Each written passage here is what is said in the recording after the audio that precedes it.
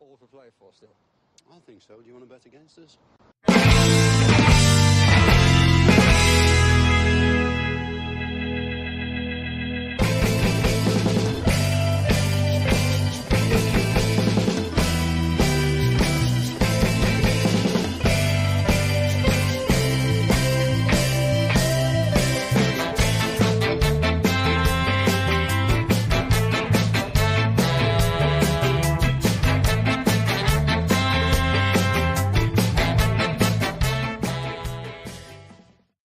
Good evening, everybody, and welcome to the first ever the Emery Awards, the For the Love of McGrath end of season awards. And as everybody knows, this has been an absolutely fantastic season for Aston Villa. The season that none of us Aston Villa fans will ever forget, or we won't forget it too quickly anyway. And far be it for us to go and leave it unrecognized, let's just say, because what a season it's been, led by a brilliant man in Unai Emery, and who better than to name our podcast awards after than the man himself. We did toy with calling it the Misters. Well, sorry, I say we. I told Paddy we were doing this, and he went, "Yep, grand."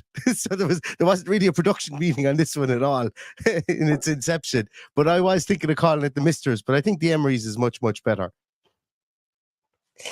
Yeah, I'm just wondering, am I allowed to open these buttons yet?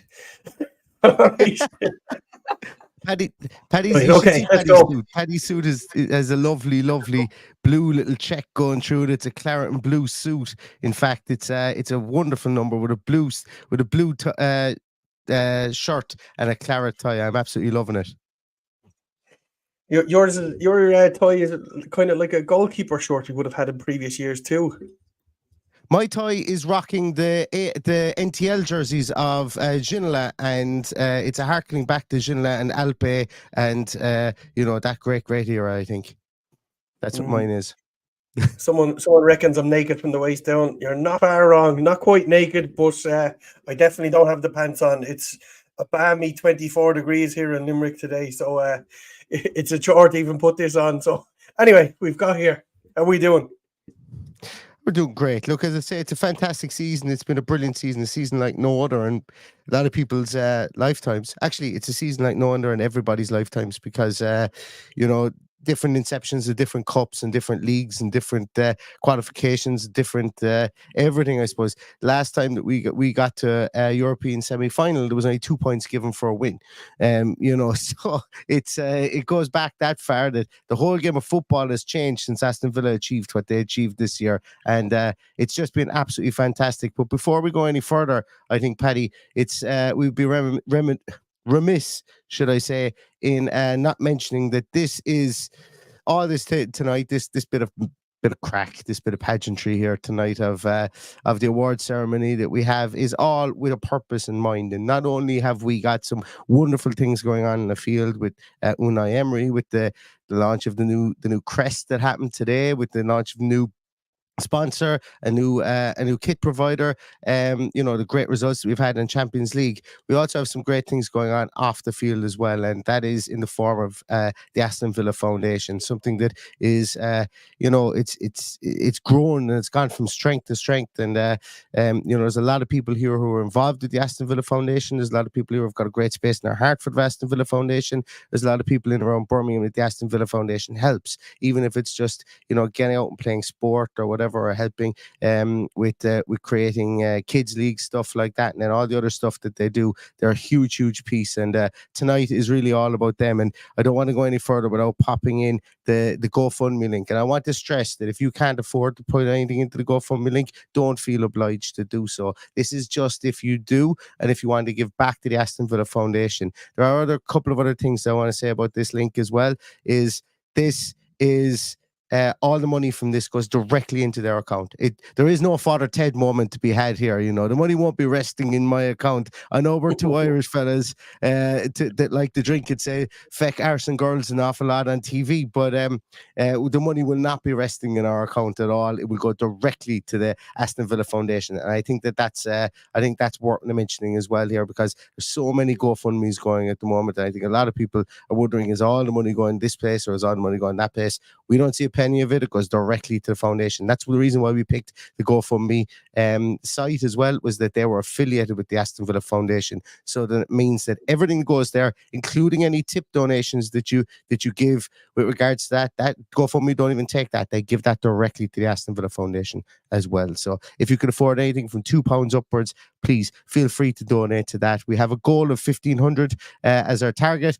Currently, we're already at 825, and that doesn't even include 140 that we raised 2 or 3 nights ago when we did the when we qualified for the Champions League as well. And as Michael Huggins says there exactly as well, everybody who contributes, whether it's £2, whether it's £100, whether it's £2 million to the GoFundMe, you're in with a chance to win a Cadbury's chocolate hamper from Michael. And also, we're going to give away a brand new Aston Villa Adidas shirt to the one winner as well. Continue to donate. We're not going to be giving those away on this podcast. We will announce them in a future podcast. Yeah, as I say, a new shirt up for grabs, and also a Cadbury's hamper as well. So just wanted to get that little piece out of the way and let you know why we're doing this. And now the rest of the night's going to be a small bit of crack, because myself and Paddy and you guys have suffered long and hard through the waiting and the wanting, and for one season, a lot of people have asked me, I suppose you want this season never to end? And I was like, fuck it, I would have loved if it ended 6 weeks ago, because I've used the joke before. We've been like Cool Runnings carrying our bobsleigh over the line, but I don't give a shit how you get there. As long as you get there is the main thing. And look, if anything came easy, it wouldn't be worth it, Paddy. And with that, I don't know, do you have your can at the ready, Paddy? Do you have your can at the ready? Because I think it would be worth starting off the podcast with a clap of a can first, because 1, 2, 3. There we go. Now at least I know what the delay is in the sound from me to Paddy anyway. There's I didn't hear yours at all. You didn't hear mine at all? Okay, well, I'm just going to pour myself this first. But not only are we going to sample a libation here as we're doing this podcast, have a bit of fun, have a bit of crack here of a Sunday afternoon. I've been dying with a bad flu all week, and today it has me absolutely floored and crippled. So if you guys were wondering why I was a bit cranky on the team sheet tantrum, that's why. So hopefully this point or two that I'm going to have is going to take the edge off. But we've had no expense spared here for the love of Paul McGrath Towers, because we even have Ferrero Rocher. Well, I have Ferrero Rocher here in an absolutely incredibly fancy arrangement as well. And even if you want to know how fancy the plate is, there's a big chip here. I'll give you one there, Paddy. You can grab one if you want. There's a big chip taken out of the side of the plate and the whole lot. So last night I had popcorn. Tonight I'm going to be munching away on Ferrero Rocher, because we like to do things properly here at For the Love of Paul McGrath podcast. So another thing as well, guys, that I wanted to mention is for the first couple of awards tonight, they're not about us. We've selected the nominees, and we want you guys, fingers fucking crossed, to select the winners of these awards. And we will talk through why we've selected the nominees, and we're going to try and throw it out to you guys on YouTube to select the winners of these awards. And we will try and put up a poll. So I'm going to do that firstly, Paddy. I'm going to do a little test poll first, because, as I say, it is are we live, Paddy? Can't seem to find the podcast. Oh, there it is. Yeah, people are talking to us. People are definitely, yeah. I hope we're live. Yeah, so let me see. Can I put up a poll? I can. Brilliant. And I can add okay. Can you see this poll? Yes or no? So just going to see if that gets actually posted in here. Ha! Brilliant. I can see people can see the poll. What? What's happened there? Did I end the poll? No, I didn't. Can see the poll. Excellent. Perfect. I'm going to end the poll there. So 4% of people selected no. I know you're watching, Noel. Does that mean you're watching on Twitter? No, I know you're watching. No, because they can't select it if they're not watching on YouTube. So this is only available to you guys on YouTube. Apologies to the guys on Twitter. It's only available, the polling option, for you guys on Twitter, you have to go over to YouTube and watch us there. So I'm just going to end that poll. That's perfect. And what we're going to do is obviously you guys are going to be involved in selecting the first couple of awards. And with that, Paddy, I think how's about we get into the awards? We won't keep everyone here all night. Like we're 10 minutes nearly past when we were supposed to start when we actually started. So we might as well get going. Let's get it going. So everybody, welcome to the Emery Awards for 2024. And I was only thinking, even if he leaves, I think I'm still going to call it the Emery Awards. I think I am, because it's I think it's worth it. And plus, it took me forever to put together that bust of Unai Emery. So if it wasn't for a sleepless night one night, we wouldn't be having these awards. For sure. We definitely. I'm going to let you take a swig out of your drink there, right? Because you need to wash your mouth out, because I guarantee you that Emery will be longer with Aston Villa than I will be with this podcast. Because I'm not getting any younger either. And I'm probably too old, as I found out today with the comments that were coming in about the team on the Claret and Blue podcast. But he's here to stay. He is going to be here and outlive most podcasters that are doing Aston Villa podcasts. I mean that not in a living way, but in a broadcasting way. But an absolute pleasure to have him in there. So it's going to be the Emerys forever, I'd imagine. Yeah. I said that as I'm eating for a shame. But Paul Bolg is asking, isn't that C3PO?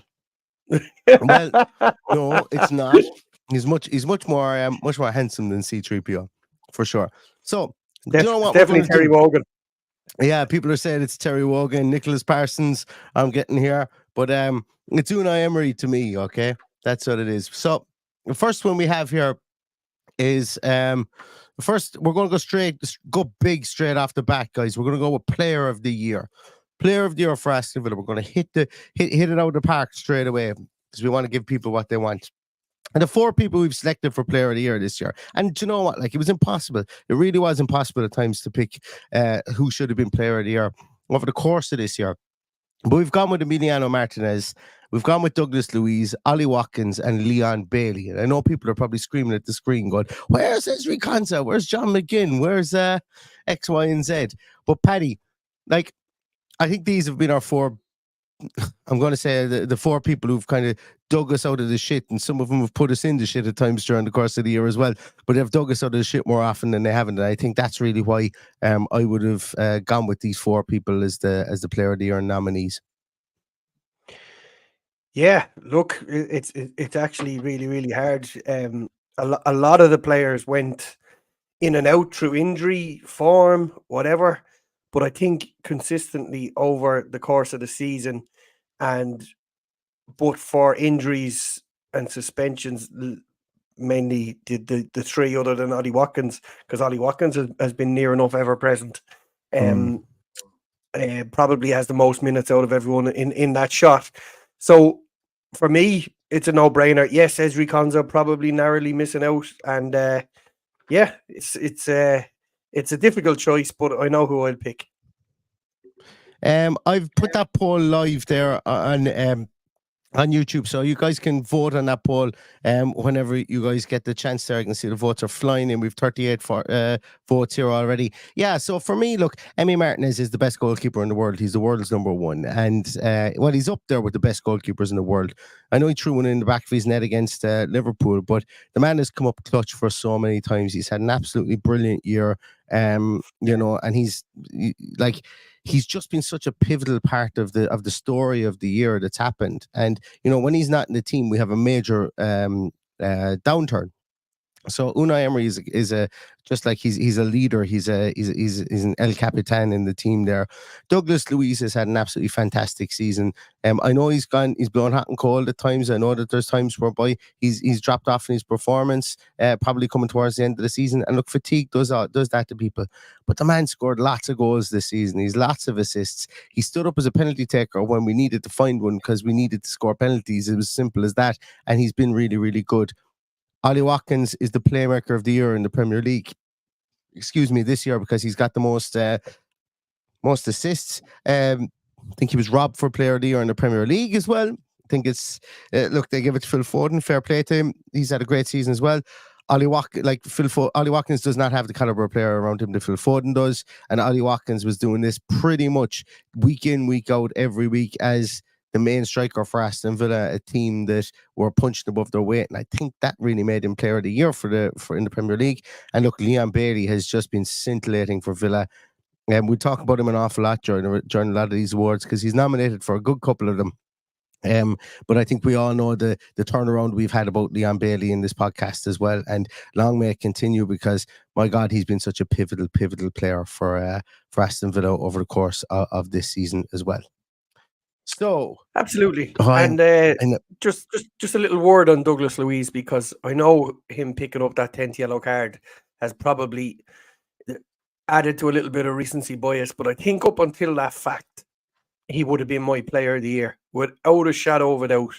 But just those two match suspension that he picked up, I don't think he ever recovered from it. I don't think he was the same player when he came back. I think it just knocked him out of his stride. But look, he's been absolutely phenomenal for us. And just in case there is some recency bias, that's what I'd like to say. Because each of the four of them have offered something unique and something special throughout the season, and they all deserve to be there. I absolutely think so. And without further ado, everybody, I'm looking here at the YouTube.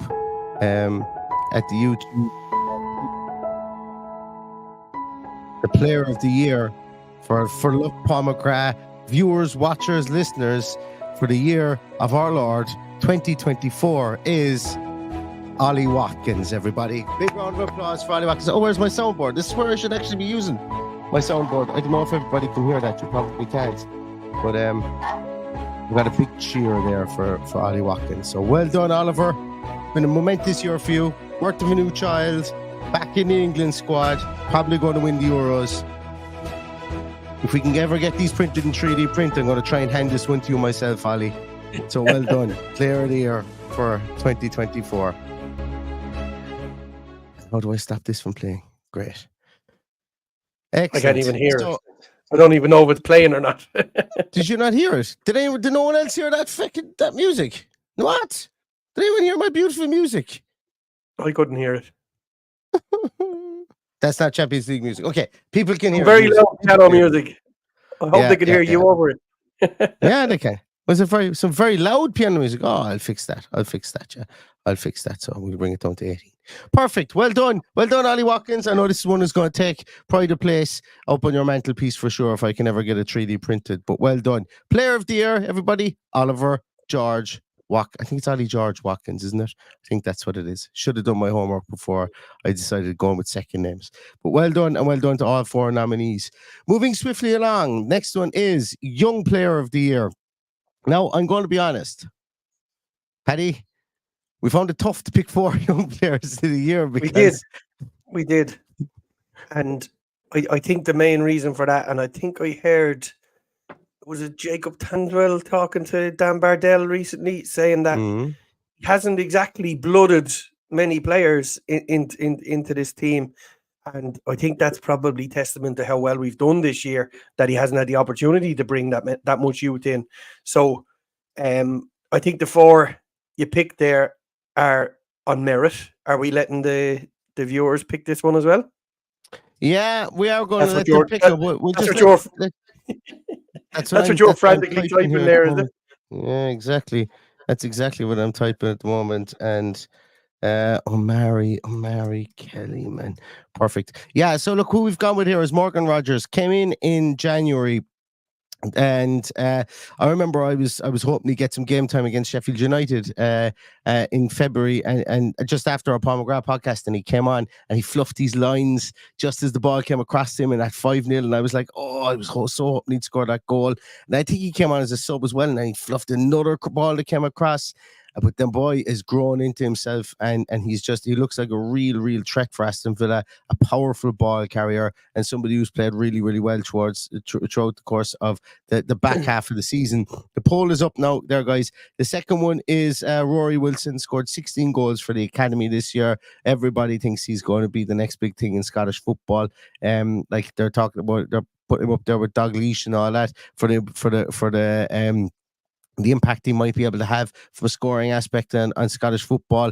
Rory Wilson, definitely somebody who might even be integrated into the first team squad next season. Who knows? Then we've got young Tim, came back from his loan in QPR, has been in and out of the squad, has been in around the squad more often than not throughout the course of this season, and suffered injury at the start of the season as well, and has started to get some more game time as the season went on. And then lastly there you can see O'Mary Kellyman, somebody who was trusted even today with being brought on in the centre forward position for well, close enough that he was pushed out wide, I think, for Aston Villa, and somebody who the club thinks has a huge future ahead of him. Signed from Derby County, if I'm not mistaken, Paddy, O'Mary Kellyman, and his family have 100% bought into Aston Villa Football Club, and so have the coaches, and they have no problem selecting him in senior squads. So there are our 4 players of the season, 4 Neil, young players of the season. You have a little bit of explaining to do, because you sent me this list and I sent it back to you. And on my list was John Duran. I just like to let that be known. Did you have John Duran? I had John Duran on the list, and everybody is asking where is he. So did you have John Duran? I did. He was the 4th one on my list. I completely missed it. I went Rogers, Tim, and that was it. That's all I had. That's what I had there. Oh, sorry, yeah. John Duran, you did have it on the list. So you said to me, no surprises now tonight. No surprises. It's Neil, it's always a surprise. It's always a surprise, yeah, because of my undiagnosed neurodivergence and dyslexia as well. I always get in the way of lots of things. But by the way, snooze, you lose, John. If somebody has dressed up tonight, by the way, do tag us in Twitter or Instagram and put up a picture of yourself watching the EMERYS tonight. Mm-hmm. Yeah, I do that. So pop that up on the list. Anyway, the winner of the Emery Award for Young Player of the Year in the year of our Lord 2024 is none other than Morgan Rogers. Morgan from Halezone, if I'm not mistaken. Hails from Halezone, and was brought into the club in January. To be honest with you, I'm thinking I might still have given it to Morgan Rogers because of the fact that he started games and played games and played a lot more minutes, or as many minutes, should I say, as John Duran played over the course of the whole season. It can't be underestimated the amount of goals that John Duran did score. I'm talking about a man who isn't even on the screen at the moment, but Morgan Rogers, I think, is a worthy recipient of the Young Player of the Year award. And loads and loads of years to come for him, and somebody who looks like it might even be a steal for 8 million. 8 million in the January transfer window. 100% a steal. He's been absolutely phenomenal since he came in. I was initially on the fence about him, but watching him in person, he's a completely different player. As you saw against Bournemouth, he's absolutely incredible. He has a turn of pace. He has a first touch second to none, and he can stick the ball in the back of the net. And he's been absolutely sublime since he came in there. I think so too. And well done, Mr. Rogers. You can be proud. And we're going to see Mr. Rogers. Was he a horse? Mr. Rogers a horse? Think Ted Rogers, are you? I don't know. I thought Mr. Rogers might have been a famous horse, won a couple of races or something like that. But anyway, this fella, if he's half as good as some thoroughbred horses out there, hopefully he'll stay with Villa forever, because he runs up and down the line. He powers through defences like he is a thoroughbred horse anyway. So long may he continue in the claret and blue of Aston Villa. Moving swiftly along to the next award of the night is Most Improved Player. And we've gone with 4 players here. And I know there's chuckles and there's probably things being thrown at the screen here for one of the players that's showing up here. But I think it's fair enough to say. Ollie Watkins in there as Most Improved Player. But that was Paddy's shout. Paddy popped this on the list. I'll let him explain that one. I think Luca Dean being an improved player, somebody who was out the door and then was firmly back in the door and nailed down that left back position, made it his own. Leon Bailey, for obvious reasons as well, coming back from the cold face of crisis of confidence even, and look, that smile on his face says it all, and he's had that smile more often than he hasn't this season as well. And then Mr. Olsen at the end. Paddy, talk to me. Well, I think you look at what Ollie Watkins has done since since Unai Emery has come in, and obviously it's improved since last season with more goals contributions. I think Luca Dean has been exactly the same. He's been absolutely solid, both in defence and in attack. He has set up so many goals, particularly in the first half of the season.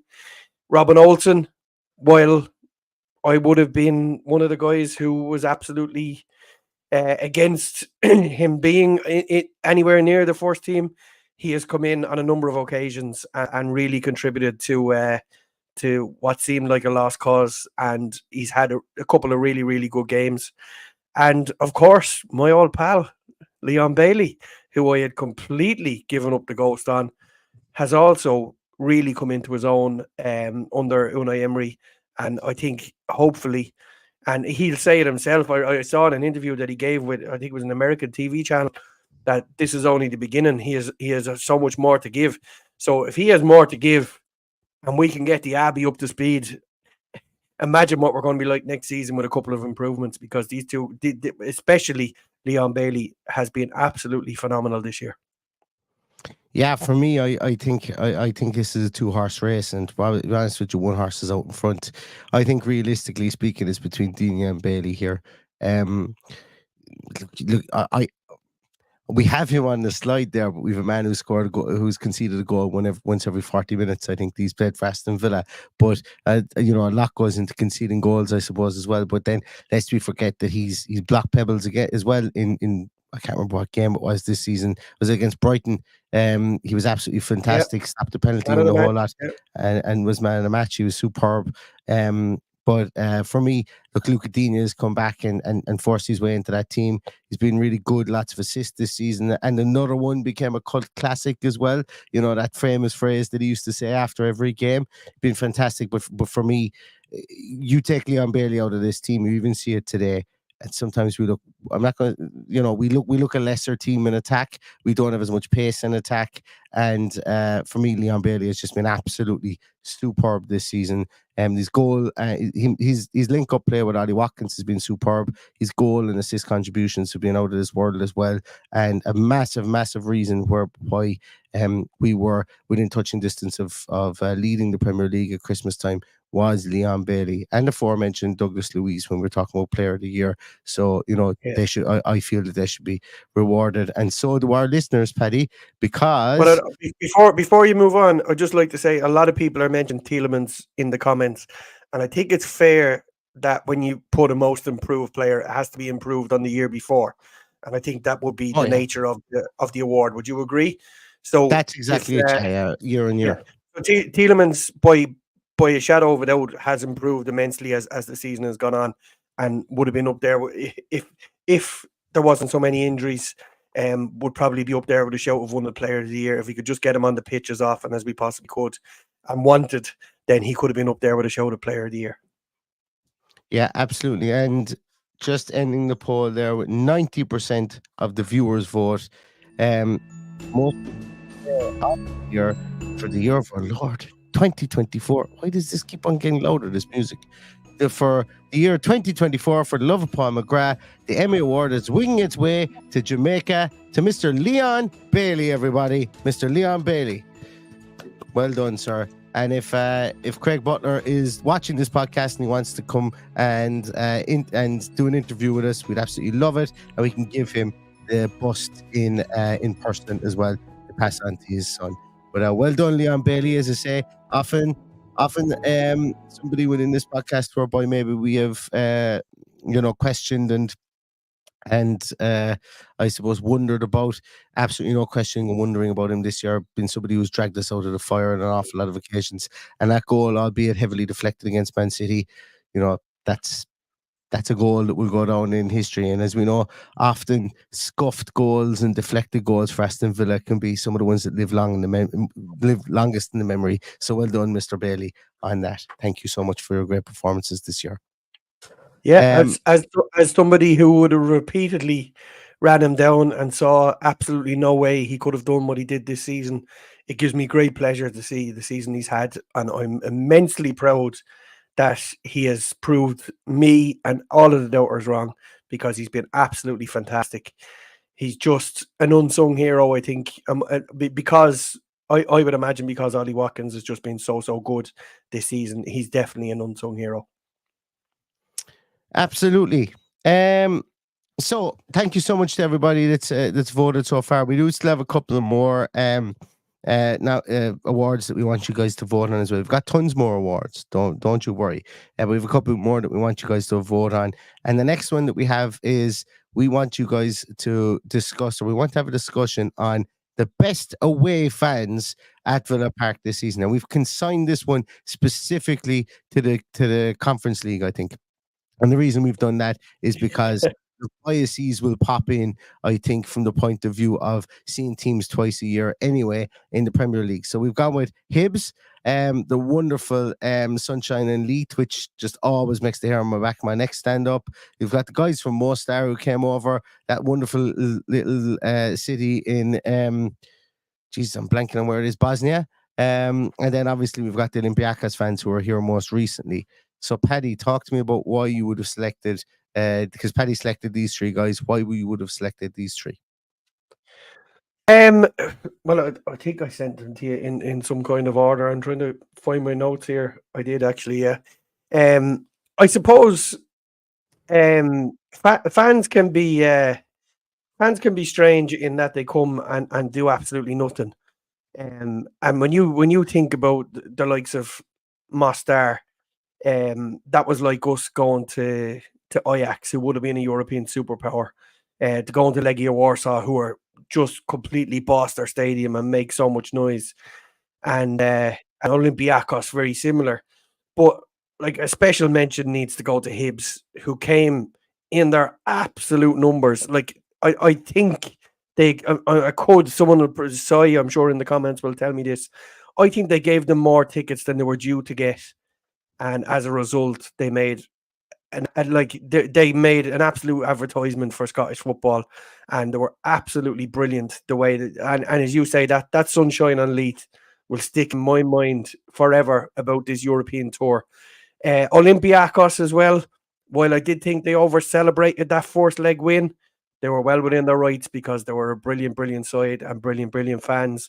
And while it wasn't, they weren't away fans on the night, the one thing that will also stick with me throughout my time as a football fan, because you don't see with club football, is the appreciation they showed to Aston Villa in Greece, and the way they clapped them from the home end was absolutely phenomenal. They were gone through to the final. Normally, you don't give a shit about the away fans, but they clapped them, and it was phenomenal and a lovely touch. Absolutely. Yeah. And were you at the home game you were at the home Hibs game, weren't you?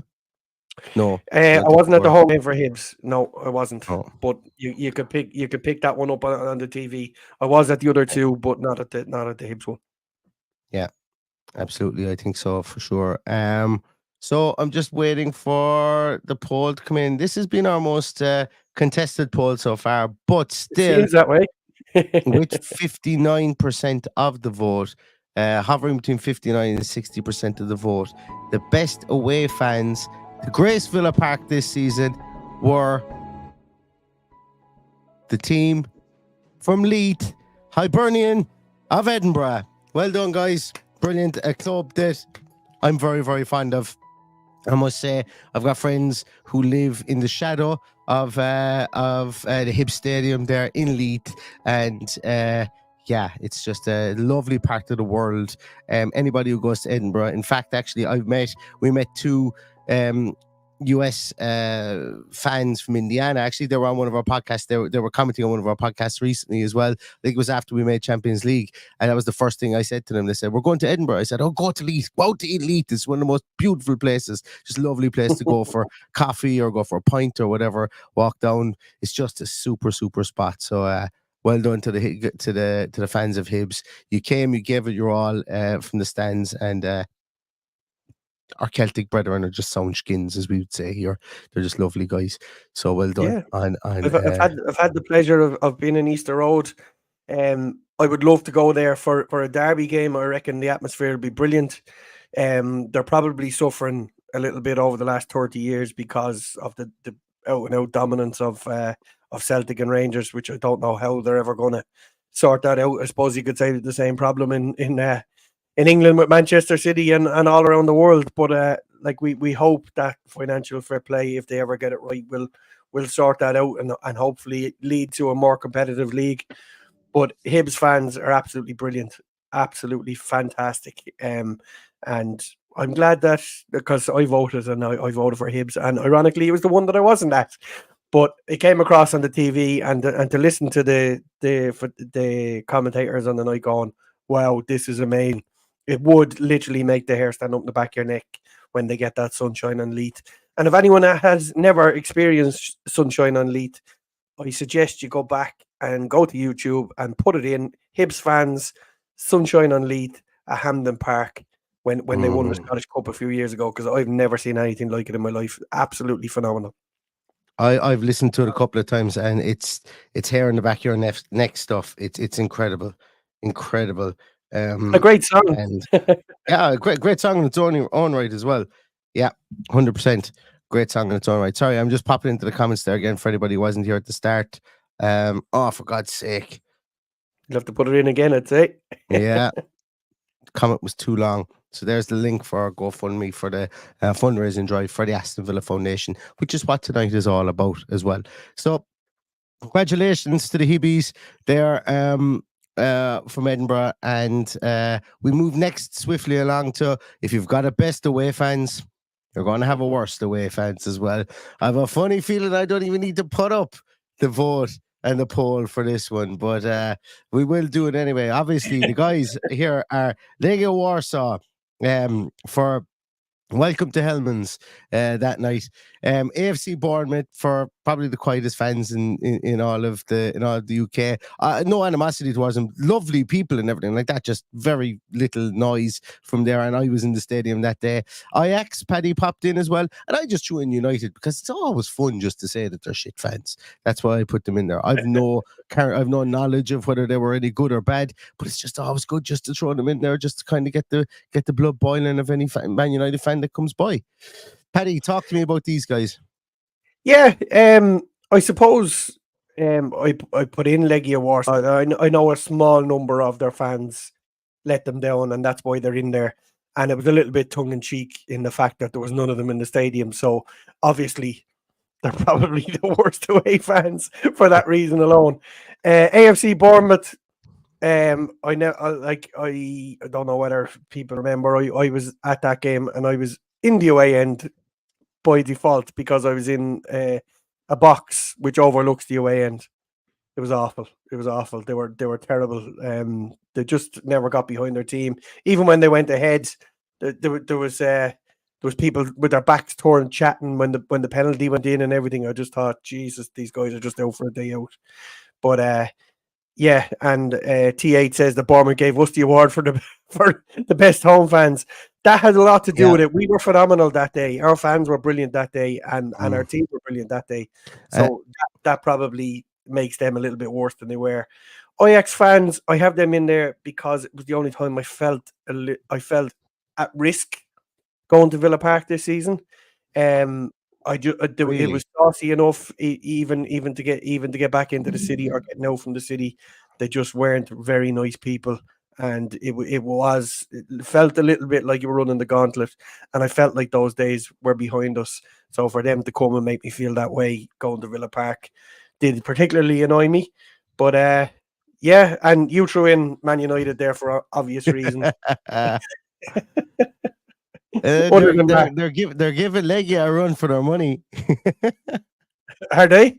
Yeah, it's 54-45. Oh, yeah. But somebody mentioned the Bournemouth channel. Actually, I do want to say this just in case the guys do watch back. Back of the Net YouTube channel for Bournemouth is actually really good, and there's another Bournemouth channel.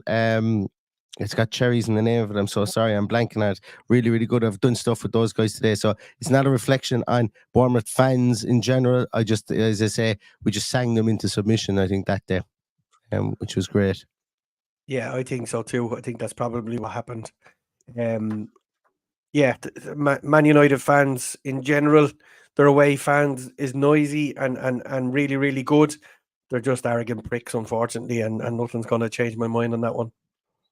Okay, we've ended the poll, Paddy, and surprise, surprise, there is no surprise for this, but the worst away fans to Grace Aston Villa, or to not Grace Aston Villa, have been back this season, have been voted on by you, the wonderful listeners of For the Love of Paul McGrath podcast. So the worst away fans in 2024 to visit Villa Park are none other than Legia Warsaw, everybody. Well done. The Condiment Kings themselves. Welcome to Or not well done, whatever way you want to put it. Yeah, exactly. Not well done. You guys gave us a great speech, says Patrick. You guys gave. Patrick has been putting in after every award speech, and then obviously they didn't turn up, so that's funny like that one. Yeah, that's where that one comes from. But yeah, so Legia Warsaw. Yeah, fair play to you. And you know what? One of the best things I will say is that the tifos and stuff like that. Excuse me, I'm very gassy today. Their tifos in Warsaw were absolutely fantastic, and that was a raucous atmosphere through the whole lot of the game when we played in Legia. So the converse of that is that they were brilliant on in their own stadium as well. They were not so good when they came to Villa Park, and all the messing and joking that went on beforehand as well.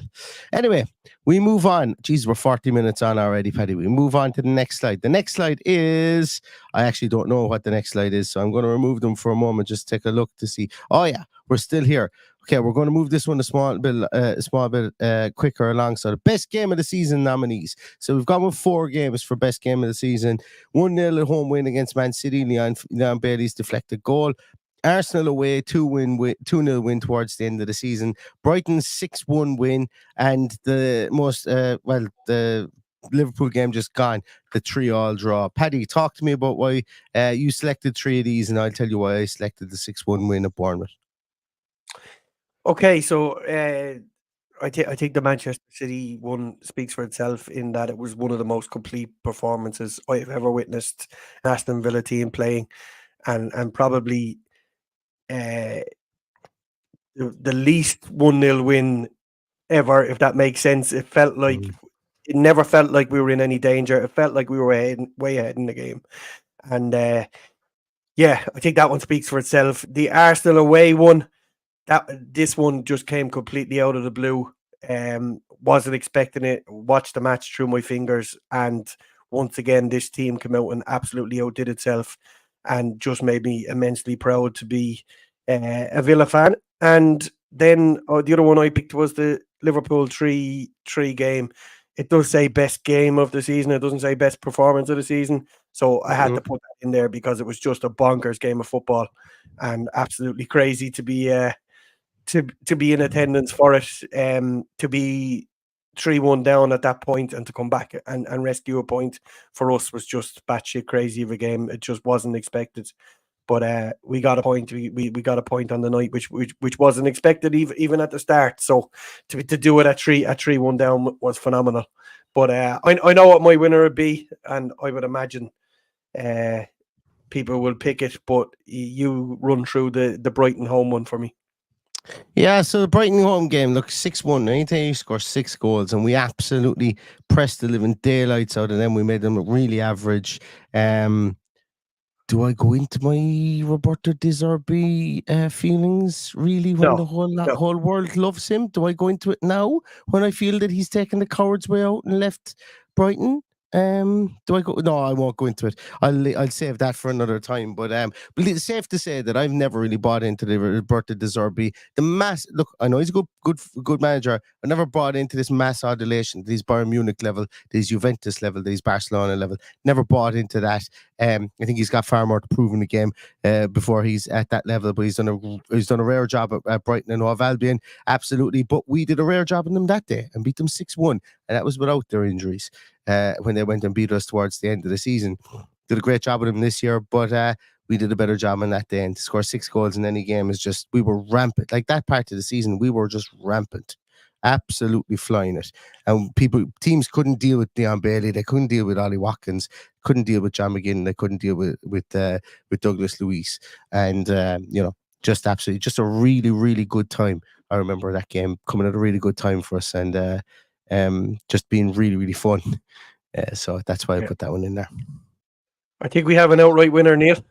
I think we have an outright winner as well. Yeah, I'm just ending the poll there. So with 81% of the vote, the best game of the season for Aston Villa fans, and voted by you guys for best Aston Villa game. Sorry, I made a balls of this. Best Aston Villa game of the season, voted by you, the fans of For the Love of Paul McGrath podcast in 2024, goes to Man City at home, the 1-0 win, where we absolutely played the best team probably ever to grace the Premier League off the park and kept them to within very few shots on goal, and Leon Bailey's deflected effort goes in the back of the net. And I will never forget where I was at that day.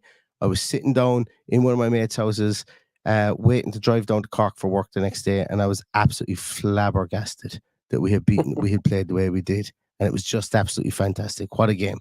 What a game. Yeah, I'll never forget where I was either. I was behind the goal that the ball went into, and it was a very late decision for me to take a half day and go to that one. Yeah. And boy, was I glad I did it. But Absolutely. like somebody said in the comment, nobody does what we did to Man City on that day and absolutely outplayed them. And yeah, it was my first pick, so I'm happy enough for that vote. Good. We've a couple more viewer choice games coming up, and this is another one of them. So, worst game of the season. We're going to give an award to the worst game of the season, because you should always look back at your worst game of the season and realize that things can always get better from that point of view. So, Paddy picked 3 of these, and I picked the 5-1 away defeat at Newcastle United, first day of the season. And my reasoning for picking that was just anything that could have gone wrong did go wrong that day. Now, for 12 weeks solid afterwards, anything that could go right did go right for Aston Villa. So, it was absolutely fantastic to see that, to see the way we picked ourselves up off the ground. But the reason I picked that was it was an absolute slap around the chops coming from the first day of the season. And then obviously we lose crucial players in and around the 48 hours of that game as well. So for me, it was always the one that left a dark cloud over me for the season. But Paddy, talk to me about the Chelsea game, the United game, and the Sheffield United game, and why you picked those games. Well, I think the Chelsea and United game, really, it's the same answer. There's no way you should be 2-0 up and thrown away a 2-goal lead, be it to draw the game or lose the game. We probably played the worst Chelsea team in about 20 years and the worst Manchester United team in my football supporting lifetime. So for those two reasons, I have those two games in there. The Manchester United one just absolutely ruined my Christmas. And Manchester United have been ruining my Christmas Monday, Tuesday, Wednesday, Thursday, Friday, Saturday, every fucking day of my life. So that will always be in there, and that just stuck. And you know what? You could nearly put in the other one as well, the home game against Manchester United. That really just stuck in me, that they got that late winner. The Sheffield United one particularly irks me in that it stopped us being top at Christmas. If we'd have won that, it was our one and only chance all year to go top of the league. It wasn't our worst performance, but it just really annoyed me that we played the team bottom of the league and could have went top and missed the opportunity. And I think it led to a little bit of a lull in the season, which the Manchester United game just followed. But yeah, I think they're probably. I think you could probably include today's one in there if you were being really critical. We could have changed it. Obviously, I wrote those 3 before today. But look, we started the season and ended the season book ending with 10 goals that we conceded this season, and we only conceded 61. So 10 of them were conceded in the first game and the last game, which is absolutely bonkers. But yeah, that's the choices we've come up with anyway between the two of us. Yeah, absolutely. And I'm going to end the poll there. So Alex Ferguson, who's obviously watching this podcast because he knows good football, he definitely didn't vote Newcastle away 5-1 because he thought we were absolutely fantastic that day, and that clip is still going around. But you, the fans of For the Love of Paul McGrath podcast, have named the worst game of the season for 2024 for Aston Villa Football Club under the tutelage of Unai Emery is Manchester United's 3-2 victory away from home, where Garnacho, the circus clown, the fellow who looks like an evil circus clown, just clawed them back into it, and we had no answer to him down that left wing. And I think that's probably the right answer for me as well. I think so for sure. Perfect.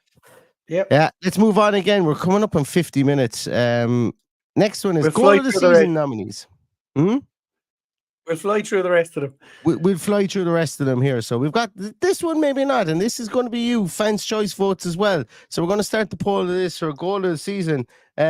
We are going to pin our colours to the mast of this one, so we will definitely try and influence you for this one for certain. But goal of the season is McGinn versus Fulham. And do you know what? This kind of feels a bit pointless. It should have given you pre-warning of this, and I think people are just going to go on the one that they'll remember. But the second one is Ollie versus Arsenal. Sublime finish there for that one. I'm going to let you talk through these more. So, Paddy, talk through them there, Paddy, while I type them, because there's a lot of typing in this one. I'll talk about Bailey's one. So, again, I picked 3. I think. Did. So, my goal of the season is the first one. There is John McGinn. Just because I like a particular style of goal. I like the way players can pass the ball into the net. He had a similar goal in Europe later on in the campaign.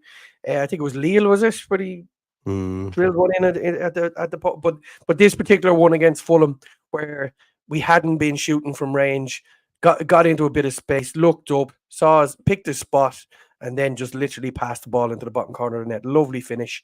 Ollie Watkins, obviously one of the best goals of the season. Magnificent through ball. 1-0 up, Arsenal chasing the game just after Leon Bailey had scored, and races through, chips the goalkeeper. Celebrations that followed, absolutely incredible watch. Probably one of the highlights for Villa's social media team was the celebrations in the crowd after that Ollie Watkins game. And then obviously I'm going to let you talk through the West Ham one, and the Palace one was obviously the one that everybody voted player of the season when it came to it. That goal of the season, yeah. The other night. So you talk about the West Ham one. So I just think the West Ham goal, I think Bailey's goal, the way he just absolutely jinx with a kind of a Cruyff turn, he jinx, I think it was Agard, right out of his boots. Like, I mean, it's like something you'd see in FIFA. He just literally leaves him static as he goes past him and then just pops it in the back of the net. You know, we haven't had wingers that can do that for ages. Jack Grealish was a fantastic winger, but, you know, within the box, he wasn't going breaking people's ankles in the box there. He was getting away from players, and he was bending ones in the corner and stuff like that. But Jesus, that for me made me get out of my seat. But the real answer for this question, Paddy, is, and I said it to you that I probably wouldn't get away with putting it on it, but Scott Taggart is a man, he knows me. He put this in because he knows me. But the real winner of this is Zaniolo versus West Ham for that finish, which no one is able to do. That was the best finish of the year, but it might not have been the best goal. That finish, I'm still talking about it. It was just absolutely excellent. Like, nobody in stride can hit it with the outside of their left foot, cutting across the ball and put it in the back of the net from about 12 yards. That was just a super goal. But it never made the cut today, and it should have. Another one that never made the cut. Another one that never made the cut was Rowan Ward suggesting there was McGinn versus Arsenal. I suppose that one should have been there. Actually, it should have been there. But like people, I think we're voting here on 4 finishes as such. But I think if the vote was goal of the season, it probably every person on the pitch other than Luca Dean, I think, touched the ball. So it would definitely be in there, and it probably should be in there. You're right. Yeah. So everybody, the poll is ended, and the winner of goal of the season for Aston Villa, as for the Love of Paul McGrath viewers for 2024, is Mr. Jean Heder Duran versus Palace, commonly and affectionately known, and I think technically known. I think there's a technical term for the finish, the Thunder Bastard versus Crystal Palace. So well done, Mr. Duran. That award will make its way out to you in Medellin at some stage if we ever get them printed. It will make its way out. I promise you this.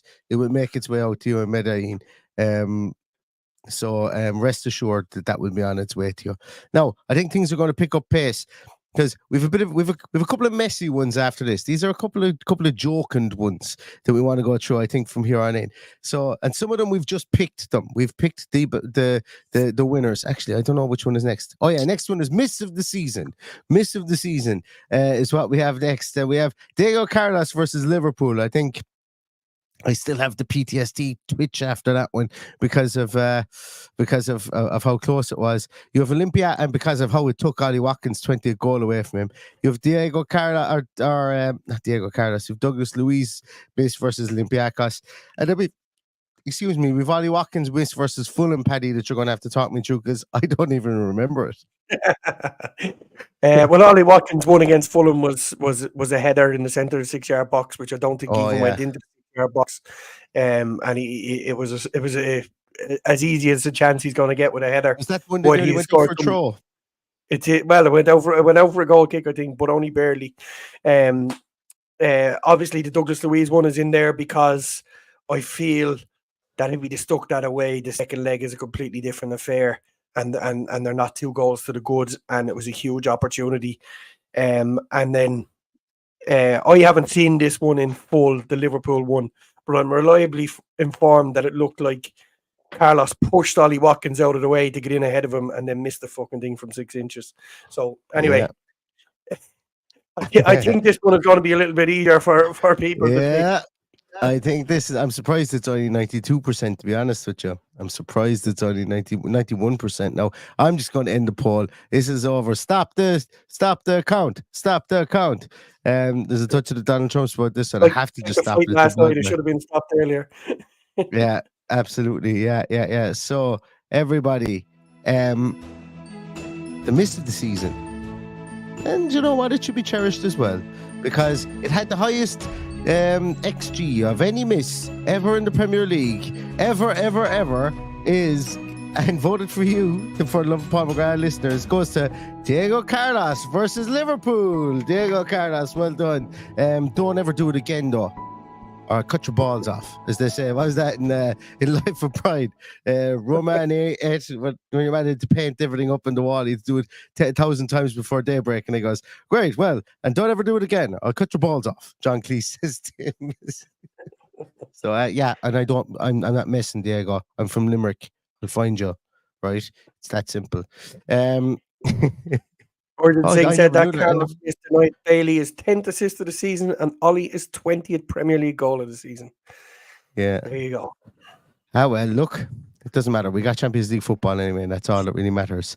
We're going to plow on here because Ref of the Year, Paddy. Paddy picked Ref of the Year, and we've only one Ref of the Year because this one could have been a podcast in itself. But the Ref of the Year that Paddy picked was Anthony Taylor, and I'm not going to pretend I know why. I just think he's the best referee that the Premier League have. Now, I know that there's a very it's a very short level he has to meet to become the best Premier League referee, but I just think he at the moment is the best referee available to the FA. And if they were to draw up a list tomorrow and see who was going to make the cut and who was going to be shipped off the list of Premier League referees, he's the only one I'd keep on it. So as a result, he's the only one there. Excellent. Yeah, I'm not going to even pretend I know who's better than him because they all morph into one. I suppose if you were to give a second place, I would reluctantly give it to Michael Oliver. That's probably as close as a run thing as you could get. So those two were probably the better of the two, but I went with Anthony Taylor. Yeah, people are trying to guess who the worst ref of the year is next, and Jarrett Gillett came up, but I'd say he was close enough to your lips. But yes, the worst ref of the year, the worst ref of the year is next, and we couldn't separate these two. Now, look, I know David Coote. We have a great record under him, but my God, David Coote, just like I've never seen a sheep in wolf's clothing ever before, and you've heard of the phrase a wolf in sheep's clothing, but he's a sheep in wolf's clothing, and when he's out in the field, he just allows things to just break out all over the field. He's there, and we have to give a mention to the lunatic, the nutcase that took over the Lille second leg. Like that man is sectionable. Like for some of the decisions he made, absolute crazy man. And Ivan Kruzliak as well. I'd love to interview him on the podcast and just ask him, How much Adderall did you take that day? How much Adderall did you take before you went out in that field? Because the man was just off his game. Yeah, it certainly seemed that way. I think he speaks for himself for being in there, but David Coote just looks like he's totally out of control in every game that he referees. I think we've got a reasonably good record with him in there. It's just record. for me. I don't think we've lost. For me, he is just a nightmare waiting to happen, and something seriously will go wrong with him in charge. He just looks like he's completely out of control. Yeah, and if anyone can get Ivan Kryzliak's address, do not post it publicly. Just send it to us. I'd love to send him an Emery Award, and I'd love to just put a note in it, say, send a video back to this address and just show us your reaction, because he'll be wondering, what the fuck is this thing? You know, but, he'll know for a finish, because he was absolutely bonkers that day. Anyway, next we have, I don't even know what we have next, Paddy. Oh, next we have VAR decision of the year. Yes, decided by the panel already without you guys, because I'll be honest with you, we couldn't think of 4 VAR decisions that they were all 4 good ones anyway. 4 good ones or 4 bad ones, but we had to give VAR decision of the year, and maybe there will be a Chelsea fan or two watching this. Maybe this might piss him off a small bit, but I think VAR decision of the year, which was arguably one of the decisions that may have gotten us, maybe the decision that got us Champions League football. How do you pronounce his name? Badiashile Shields push on Diego Carlos, checking goal for possible offside, ruled out by VAR. I thought myself it was as clear as day push, and I think you know what, we much maligned them, but the VAR of the year must go, VAR decision of the year, I suppose, really must go to that, because without that draw, I think we were on the way. We were on a downward trajectory. We did up our games against Liverpool afterwards, but in this game, we were 2-0 up, back to 2-2. We lose this game 3-2. All sorts of things could have gone on from a mental morale standpoint, but it didn't happen. And that's I think that has to be a plus point for us for sure. Yeah, and I think the maddest thing about this one is let's people are surmising that we've got this wrong and not given certain decisions. This is the best decision that VAR have made. Oh yeah, sorry, yeah, I see that. Yeah, Rachel is asking there. So is this in Villa's favour? Oh yeah, absolutely. Yeah. Probably closely run by the red card that was given to Malo Gusto at Stamford Bridge against us.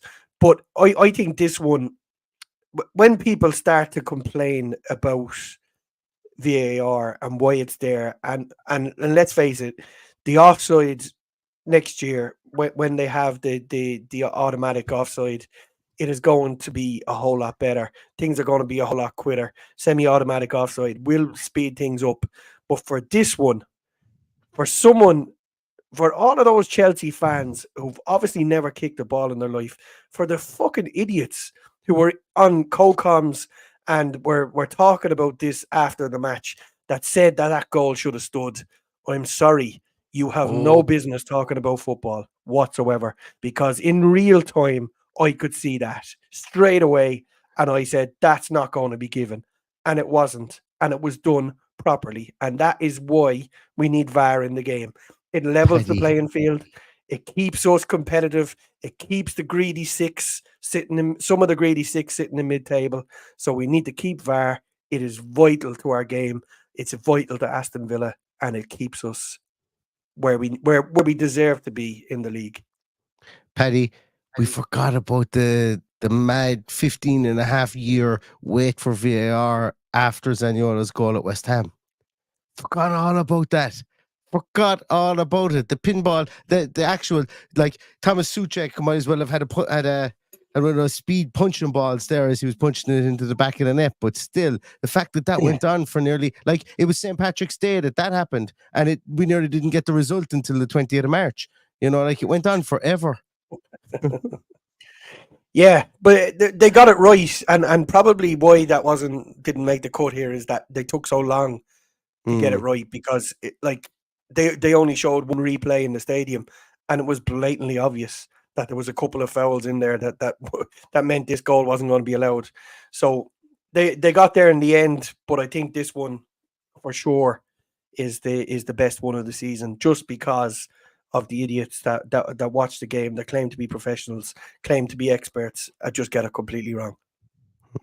And this brings us to our final award of the afternoon, of the evening, everybody. And thank you so much, everybody, for spending your time with us today. We've 850 people here in the chat.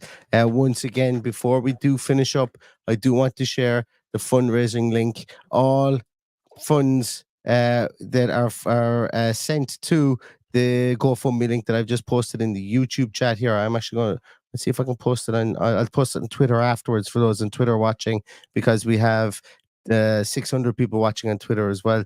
We are doing a fundraising drive for Aston Villa Foundation, so I will pop this up on Twitter afterwards. But that's what tonight is all about. It's try and raise a small bit of money for the Villa Foundation. So if it's €2, £2, if it's £5, if it's £1, whatever it is, and you want to donate to us, please. Jesus Christ, I'm only just after refreshing the page there. We're over £1,000 Wow. already, £1,016. That's absolutely incredible. Thank you so much to everybody. 16 people made donations tonight. We will be selecting after the next couple of days of donations come in. We will be selecting a winner from the GoFundMe page of people who've donated there. Obviously, I can't win it myself. I've donated in there as well. Some of the money that we made at our gig in the Aston Social on the 19th of April. So that's in there as well. But we will be giving away a new Villa shirt, the Adidas shirt, and also a Cadbury's hamper as well from Michael Huggins, who has popped that in there too. So thank you so much to everybody who has donated. This is incredible. And every single penny goes directly to the Aston Villa Foundation as well. So thank you so much. So we have one more award left, and this is an award I wanted to put in because and Paddy, I think it's close to your heart too as well. But we're two fellas who talk shite on a podcast, right? And we talk shite. And our takes are, I think I like to say our takes are, in the main, our takes are mediocre at best, but we get things right quite often. Before you go any further, we are two fellas that talk shite on a podcast and don't get paid. Paid for it. That's exactly where I was getting to. That's the most important thing before you put this out there, right? So off you go. Yeah, and we don't get paid for this, exactly. Yeah. But there are people up and down the country, up and down the land mass of the United Kingdom, they get paid for their takes on football. And there's been some really, really bad takes. And what I'm going to do is I'm going to pause before I say who I feel the worst take of the year has been. And I want you guys to reminisce and pop in and sound off on the pundits that have pretty shit takes about Aston Villa over the course of the year, because I've taken the liberty to select the shit take of the year Emery Award and give it to somebody myself today. But I would love to hear what you guys think, because just like everything else, we've forgotten more than we remember. We've forgotten more than we remember about this year. So you guys, I'm going to wait for you guys to pop things through. So I think we're probably going to have lots of iterations of maybe Danny Murphy. Was it this year or was it last year, Paddy? Did I call Danny Murphy out to fight in the car park? He still hasn't accepted. He still hasn't denied it, and he still hasn't accepted it. So I should probably go back into training again for that. But just in case he does, because he could catch me unawares one of these days. But I'm sure we'll have things in there from Danny Murphy. Gary, we need a Paddy's Rant of the Year award. I didn't even think of that. I didn't have time to go back through all our podcasts. You know how many podcasts? We've done about 500 podcasts this year. It's mad. But I think we'll have Gary Neville being very dismissive of the team. We'll probably have something from Carragher said something, I think, very dismissive about the team at one stage. This is our time to puff out our chest and be a small bit cocky. Simon Jordan as well. Oh, you okay, Rio? Actually, that's a great take. That's one as well. The Rio Ferdinand, you okay, Douglas Luiz? Yeah. Brilliant. I'm loving it. Mark Goldbridge, Miguel Delaney. Yeah, they're all in there. I think, now in fairness, I think Miguel Delaney's was last year. And I think he's come out and said, okay, lads, I think I was a small bit wrong there. I've tried to get Miguel on the podcast a couple of times. Miguel's Irish, and I listened to him. And to be honest with you, I like a lot of Miguel's takes. I just think that he was trying to be overly cute in that one, which is fine too, because Jesus, we know we've been the same here ourselves. Yeah, lots from Carricker comes in there, still seeding because of his he was mad at Gerard flopping. Yeah, excellent. A couple of people have you. Glenn Hoddle a few weeks ago didn't have a clue, says Gambetto. But Talk Sports saying that Emery gets sacked next season. I didn't hear that one. I think it's time for a drum roll, Neil. Come on, let's go. Yeah, I think it is. Yeah, let's get this one out of it. So a lot of you guys have named it already, but I think the shit take of the year award so far goes to, and this is not voted by the listeners of For the Love of Paul McGrath podcast, but voted by me, your host, and it has to go to Mr. Andy Goldstein. Unai Emery will leave to be Manchester United manager. I'm just like, my face should be very much like that as well. It should be like, I was aghast at your suggestion too, Mr. Goldstein, and you've doubled down on it, you've tripled down on it, you've quadrupled down on it, and you're going to quintuple down on it, you're going to sextuple down on it, you're going to septuple down on it, you're going to octuple down on it, and I could go on and on and on here, and you're just not going to say that you were wrong, that Unai Emery would leave to be Manchester United manager if the gig came up this summer. He just ain't going to do it. It's not going to happen, and look, that's just it. It's just it. There's a right and a wrong, and there's a truth and there is an untruth in this world. And what you've stated is an untruth. I think the first sign of a decent journalist is when they admit that they are wrong. And the way this guy reacted when Unai Emery signed a new contract will just tell you that is why you're with TalkSport, kid, and you will never, ever better yourself to do anything better in the football world than TalkSport. The same way Unai Emery will never, ever lower himself to be fucking Manchester United manager. So if you don't get to do your homework as a journalist, we are entitled to call you out, and we're calling you out. You're a dickhead. You talk absolute fucking nonsense. And here we are at the end of the season, heading into the Champions League, and Manchester United will be just watching European football next year because you won't be involved. So good luck to you, Mr. Goldstein. Keep banging that drum. Keep telling everyone how good Unai Emery is, and he'll go and leave for Manchester United because it's not fucking happening. Did United not get Premier League? Did they not get Europe through the league? They finished 8th, didn't they? They finished 8th. How did they finish 8th? Wait a minute. Because they're shit? How did they finish? Goal difference. Goal difference is it. I was convinced. They got 8 today. And Newcastle, am I right in saying yeah, stop me. I was going to say it, Paddy. I was going to say, look, Paddy, tell us what you really feel. Maybe we should get him on the podcast and you should say it to him. But what you call it? Yeah, I think Newcastle might only get into Europe as well if City beat United. Newcastle get into Europe. I think I might be right in saying that. Yeah, they might be on the bubble. United still can technically get into Europe by beating City. So as unlikely as that seems at this stage, it could happen. But yeah, it's. I want to give another honourable mention for shit take of the year to Mr. Rio Ferdinand, another absolute pain in the bollocks, because football has become very sanitised, and we had Douglas Luiz do a risque celebration, we call it. It wasn't really. It was carnival. Nobody wants to see footballers fucking sliding on their knees without changing their facial expression. Football should be all about emotion and expressing yourself, doing something fucking different, not just sliding on your knees. So Rio Ferdinand's take on what Douglas Luiz did was bullshit. And I hope somebody somewhere is reminding him of what fucking dickhead he is and how fucking sanitized football has become by footballers sliding on their knees. And I love that Ollie Watkins doesn't do it all the time. I love to see our players score and smile. And that's the way it should be. Football is all about smiling. And I thought that was a particularly brilliant celebration. And as a result of Rio Ferdinand's words, we have a video of the Man United players actually doing that celebration in training. Wankers, every last one of them. The media need to be getting behind celebrations. It's one thing that's missing from the game. We need to see something different when, like a Robbie Keane celebration or a Klinsmann celebration, all of these iconic stuff.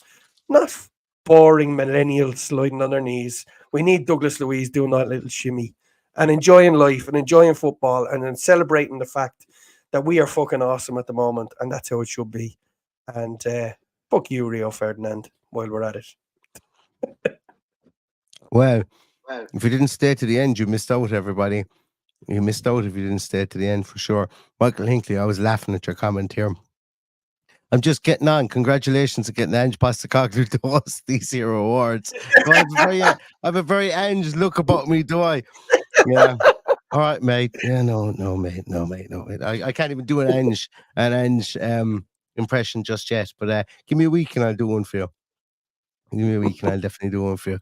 But look, this has been a bit of crack tonight. We stayed on way longer. Paddy, I was thinking we get this done in about 40 minutes. It's touching 11 o'clock here in Ireland. And look, it's been great. It's been an absolutely super year for Aston Villa. And I think that it'd be remiss for us not to mark the occasion, I suppose, really. Look, it's a bit of crack. It's a bit of fun. Today was well, not today, was these awards were, hopefully it's taken the soot off today, you know, because today was a bit of a burning for Aston Villa on the score sheet, I think, really. And look, we can look on towards new players joining the team, and I think that the business will be done early in the off season, and and we will try and guide you every single step of the way with regards to any signings. So I'm going to see you all again tomorrow, everybody. Thank you so much to everybody for watching and for listening. I've got a piece coming out tomorrow on Mario Hermoso, piece the day afterwards coming out on Bete Sula, and we're going to take it from there then, and we're going to look to the future, I suppose, to the players coming in, and albeit that 23-24 will have a special place in all of our hearts. You know, 2024, 2025 is just going to be special because we're going to hear that Champions League music, which I can't play because I got a copyright strike on for the previous, so I have to be a good boy and not be able to play that one tonight. Yeah, I'm going off to take a break from podcasting, and having said that, if the short comes out, I will come back in and give you my shit take on that as well. So only because I absolutely love football shorts, and I'm looking forward to seeing it. But on that note, thanks to everybody for coming and watching and keeping this going.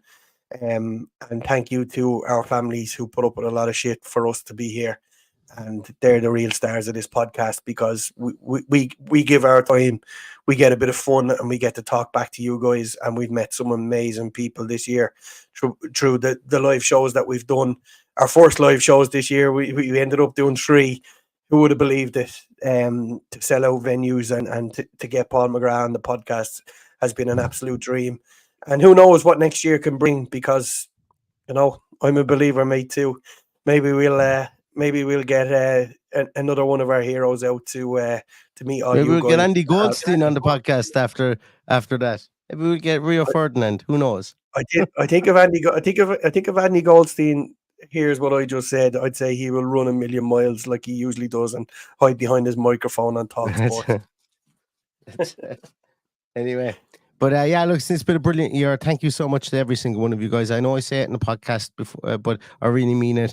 You guys are absolutely top notch. You know, you keep us honest when we're over the top on stuff. You know, you bring us down to earth when we're maybe overly positive about stuff, but we always come back and we're over the top when we're overly positive the next week again. You know, we've got great interaction and great banter in that chat room. There's nearly 900 of you here tonight. And it's been absolutely great crack. Also, I just want to say to every single one of you guys, we have now £1,050 raised for Aston Villa Foundation. Over £200 raised tonight. This 1,050 actually doesn't include £140 excuse me, that we raised during the week as well. So our grand total at the moment is £1,190 for the Aston Villa Foundation, and it's all come from watchers, listeners, attendees of our podcasts, and you guys have just like knocked it out of the park from that point of view. Just like it's amazing, and hopefully that, and I know that money is going to go to some great causes in and around the Aston area, and in the B6 area, and in the Birmingham area, should I say, as the Aston Villa Foundation do the great work that they always do. So thank you so much to every single one of you, and thank you so much for watching the podcast, putting up with us as well.